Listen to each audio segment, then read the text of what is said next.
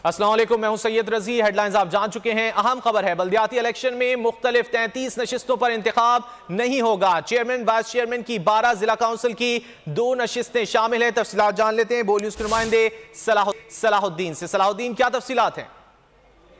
बल्दियाती इंतखाबात की मुख्तलिफ कैटेगरीज की 23 नशिस्तें हैं जिन पर इंतखाब नहीं होगा। इसकी वजह यह है कि इन 33 नशिस्तों पर जो उम्मीदवार हैं वो इंतकाल कर चुके हैं, जिसमें चेयरमैन वाइस चेयरमैन की 12 नशिस्तों पर उम्मीदवारों का इंतकाल हुआ है। जिला काउंसिल की 2 नशिस्तों पर उम्मीदवारों का इंतकाल हुआ है, यहाँ पर भी इंतखाब नहीं होगा।